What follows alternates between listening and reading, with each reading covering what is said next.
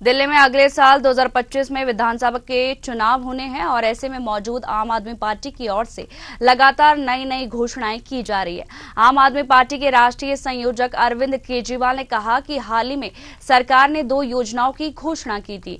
एक महिला सम्मान योजना, जिसमें दिल्ली की महिलाओं की सुविधा के लिए सरकार ने घोषणा की थी कि उनके बैंक खातों में 2100 रुपए जमा करेंगे। इसके पंजीकरण सोमवार से शुरू हो रहा है। दूसरी घोषणा संजीवनी योजना की थी।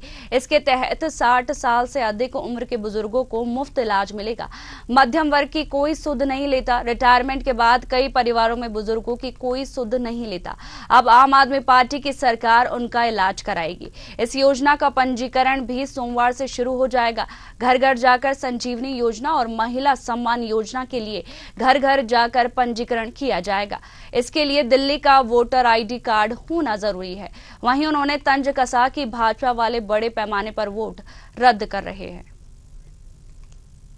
अच्छे परिवारों में मैंने संजीवनी योजना के तहत हमारे 60 साल के ऊपर के जितने बुजुर्ग हैं, उन सभी बुजुर्गों का मुफ्त इलाज, चाहे प्राइवेट हो चाहे सरकारी अस्पताल हो, चाहे अमीर हो चाहे गरीब हो, सबका इलाज दिल्ली सरकार वहन करेगी, उसका खर्चा। हम जानते हैं मिडिल क्लास के लिए आज तक किसी सरकार ने कुछ नहीं किया। मिडिल क्लास का कोई ध्यान रखने वाला नहीं है। कितने ऐसे लोग हैं जो पूरी जिंदगी मेहनत करते हैं, सेवा करते हैं, लाखों करोड़ों रुपए का इनकम टैक्स देते हैं, लाखों करोड़ों रुपए का जीएसटी देते हैं, देश के विकास और उन्नति में पूरी जिंदगी सहयोग देते हैं, लेकिन जब वो रिटायर हो जाते हैं, 60 साल के ऊपर हो जाते हैं, तो अच्छे परिवारों में मैंने देखा है कि कई बार उनकी औलाद उनका ख्याल नहीं रखती है। और सबसे बड़ी चिंता बुढ़ापे में यही होती है कि मैं बीमार हो गया तो मेरा क्या होगा, मेरा इलाज कौन कराएगा।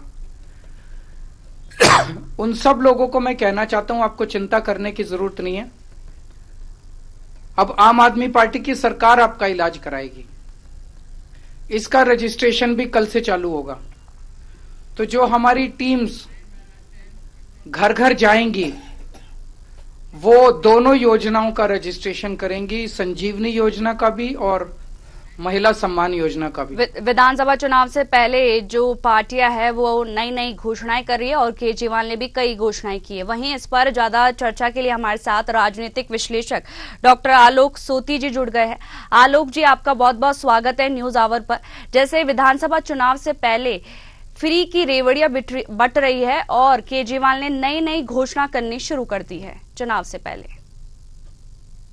देखिए, जहां तक सवाल है वोटर्स का, 50% वोटर्स हमारी महिलाएं हैं। और आपने देखा था कि मध्य प्रदेश में जिस तरीके लाडली बहना योजना शुरू की थी शिवराज जी ने, फिर आपने देखा यहाँ पे महाराष्ट्र में भी आपने देखा कि महिलाओं के सम्मान की योजना थी जो कि एकनाथ शिंदे जी ने शुरू की। और आपने देखा था झारखंड में भी मैया योजना का जो है लाभ हेमंत सोरेन की पार्टी जेएमपी को मिलता नजर आया।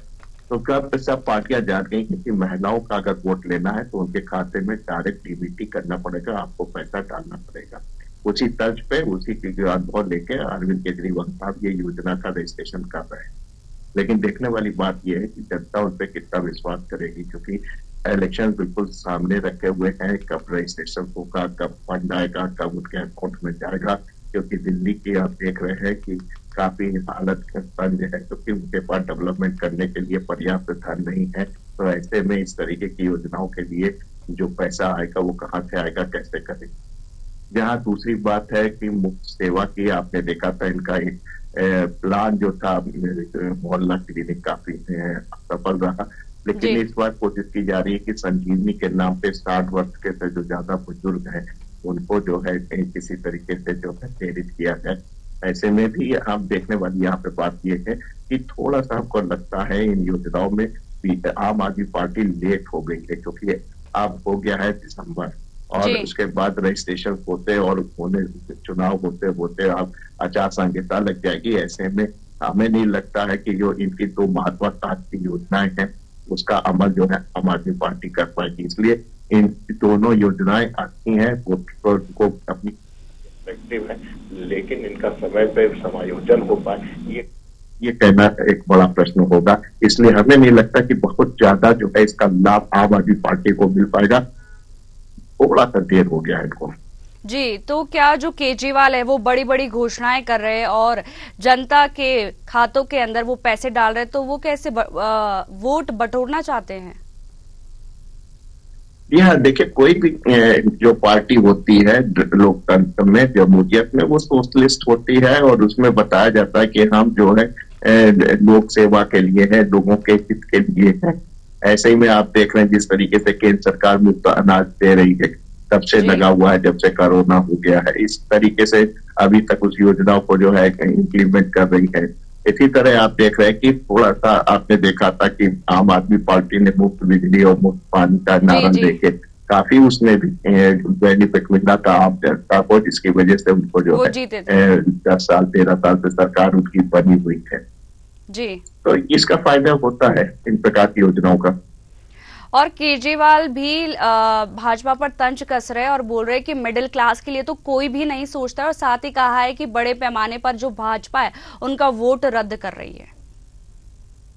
नहीं देखिए, वोट जहां तक रद्द की बात है, वहां रोहिंग्या का और जो बांग्लादेशी लोग हैं जिन्होंने गलत तरीके से वोट बना रखा है, क्या ऐसे जिनके पास जो है डबल वोटिंग सिस्टम है, गांव में भी है, और आप देखते हैं कि माइग्रेट्स जो है दिल्ली में काफी रहते हैं, तो उनके पास जो है कार्ड है, वोटर्स कार्ड है। इन सब बातों को ध्यान में रखते हुए जो केंद्र सरकार के जो प्रतिनिधि हैं राजपाल साहब, उन्होंने जो है वोटर्स आईडी कार्ड के ऊपर जो कड़ी कार्रवाई कर रहे हैं, उसकी जांच हो रही है, वोटर लिस्ट की जो हो रही है केंद्रीय चुनाव आयोग के द्वारा, वो उस संदर्भ में हो रही। तो इस प्रकार का राजनीतिक आरोप प्रत्यारोप लगाया जाता है, लेकिन उसके कारण कुछ और है जिसके कारण ये, और देखा जाए कि जो वोटर्स हैं वो ज्यादातर आम आदमी पार्टी के समर्थक थे, इसलिए आम आदमी पार्टी को इस मामले में थोड़ा सा कष्ट हो रहा है।